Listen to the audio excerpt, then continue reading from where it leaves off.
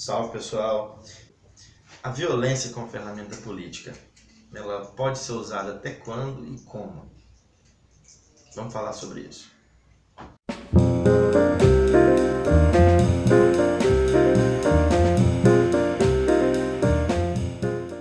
Bom, nesse ano vimos que o uso da violência foi extremamente abusivo de todas as partes. Vimos um aumento, na verdade, da violência de alguns anos para cá, mas nesse ano foi o ápice.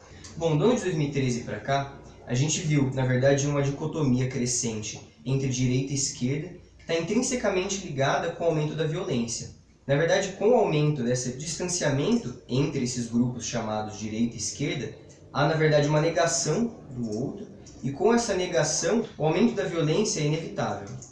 O que a gente tem que prestar atenção e verificar é que a violência ela está sendo usada para combater violência. Então ela pode parecer que ela não seja violência, né? Então todos os discursos, principalmente do grupo que obteve a vitória nas eleições, ele termina pormenorizando situações extremas, né? Onde é alegado que a violência é justificada porque ela está combatendo uma violência maior ainda, né? E isso com o auxílio, vamos dizer assim, de uma parte da população, né? Onde uma parte da população acha que isso é normal e suporta isso e pratica isso no dia a dia, a gente verifica que a violência como ferramenta política, ela está sendo usada dentro de um parâmetro de estabelecer um novo paradigma, né? Então, através de um discurso violento,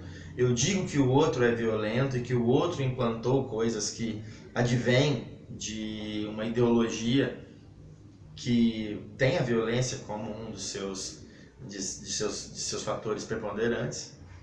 Então, a partir do momento que eu justifico para alguém que eu estou fazendo algo por causa de uma violência, para combater uma violência, e ainda mais quando esse alguém que eu digo, ele é realmente questionável, como é o caso dos governos do PT, né, que cometeram vários erros aí nas questões políticas, envolvendo corrupção e tudo mais, mas aí o que aconteceu?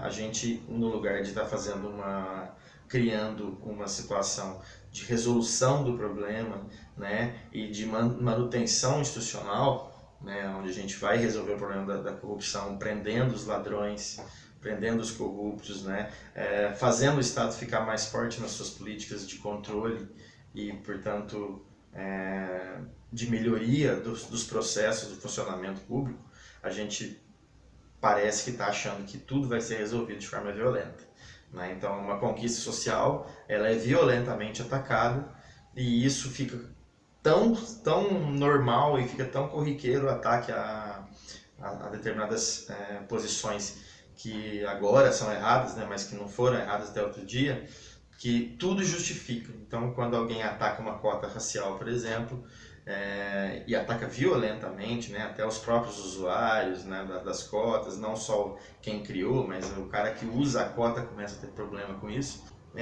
Isso começa a ficar uma coisa meio que natural. Então é natural a gente pormenorizar a necessidade da pessoa que usa a cota, né? A gente ignora por completo a história dessas pessoas, né? O nascedouro dos seus problemas em si. Então a gente apenas ataca violentamente aquele indivíduo ali, esquecendo que tudo que está acontecendo é um produto social, né? Não foi uma pessoa que fez isso acontecer, né? Então a violência hoje ela é a grande salvadora, né, do Brasil em relação aos problemas estruturais que ele tem, né?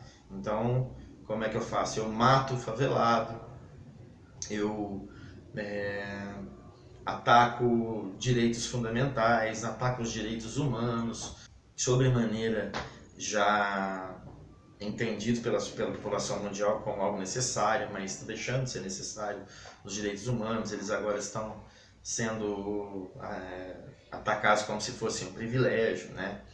Como se todo mundo não fosse beneficiário dos direitos humanos. Então, uma vez que a gente entende que tudo que a gente tem que resolver se resolve através da violência, alguém num posto de comando no país vai se apropriar disso e vai usar isso contra a própria população né, que um dia está sendo favorecida e um dia ela vai ser atacada também, né? Então todo mundo que está sendo, entre aspas, favorecido por esses ataques, amanhã poderá ser atacado por esses ataques aí violentos aos seus direitos, né? Então hoje é uma questão central do Brasil, a questão da violência naturalizada como uma característica da sociedade para extirpar os seus males, né? Então a gente dá uma olhada no vídeo agora e vê que isso aí que aconteceu há 15 anos atrás continua acontecendo hoje, essa pessoa continua pensando dessa forma e essa pessoa hoje naturaliza a violência, mais que tudo, através da sua eleição e através das suas mensagens aos seus eleitores e aos seus fãs. Eu sou favorável à tortura, tu sabe disso.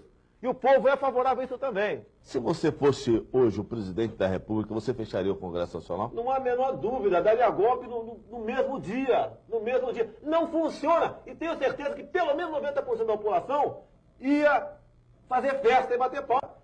Não vai falar em ditadura militar aqui. Só desapareceram 282. A maioria marginais, assaltantes de bancos, sequestradores. Desculpa, né? Através do voto, você não vai mudar nada nesse país. Tá? Nada, absolutamente nada. Você só vai mudar, infelizmente, quando um dia nós partimos para uma guerra civil aqui dentro. Né? E fazendo um trabalho que o regime militar não fez. Matamos 30 mil.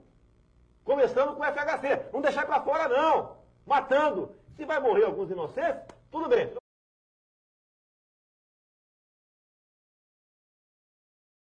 Bom, para a gente poder entender, então, essa questão da violência, um autor que a gente pode tratar é o Slavoj Žižek. No livro A Violência, põe como uma separação primordial das formas de violência, ou das formas com que a violência também é entendida, como violência sistêmica ou objetiva e simbólica ou subjetiva.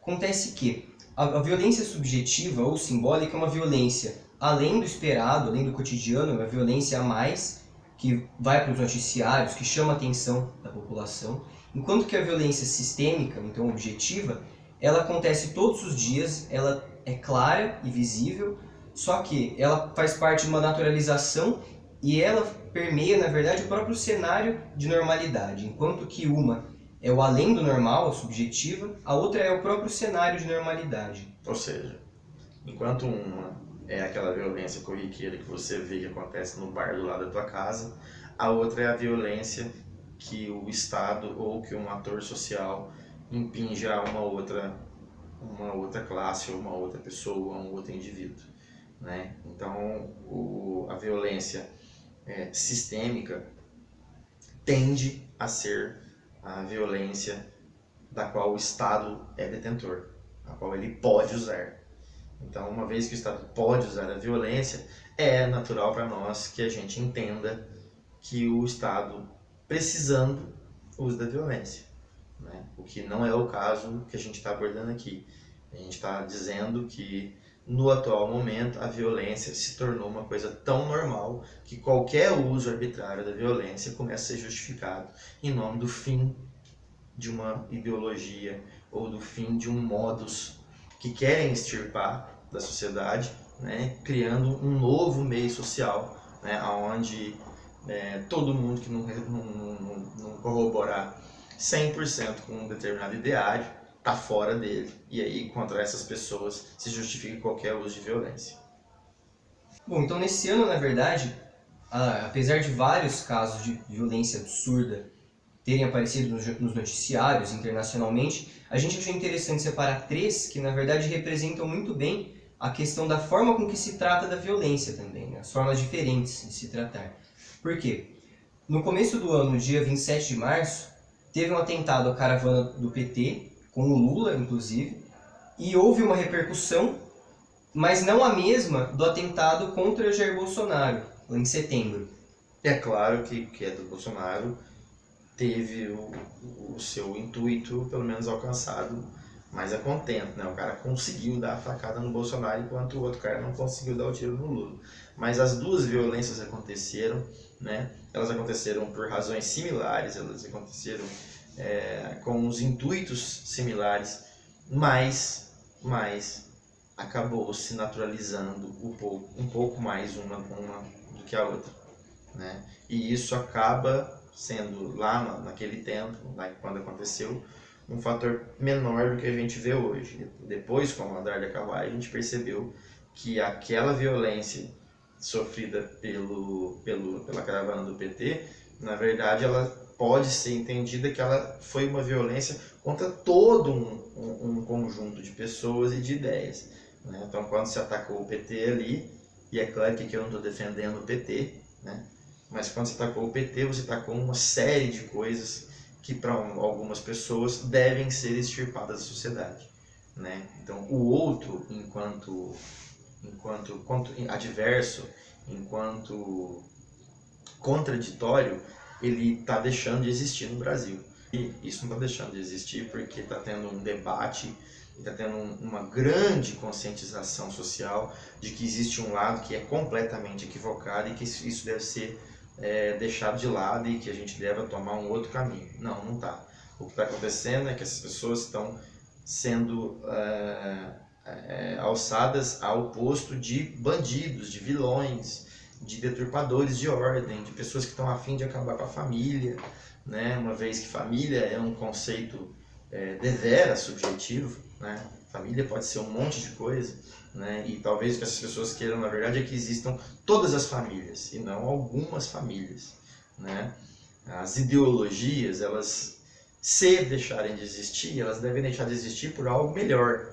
Elas nunca devem deixar de existir para que o caos tome conta de uma ordem e a partir desse caos o mais forte vai vencer ou a maioria dominante vai vencer, né? Então a violência nesse momento é a maior ferramenta no lugar da relação social, no lugar do debate de ideias, no lugar do engrandecimento do ser humano como ator, como ser que vive na sociedade.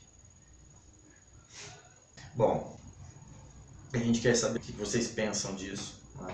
E a partir de agora a gente quer trocar essas ideias com vocês e que vocês falem o que quiserem a respeito, mas entendendo que o debate é sobre a violência como ferramenta política aqui nesse caso, né? Então a opinião é muito bem-vinda, a gente espera contar com vocês aí e valeu, até mais.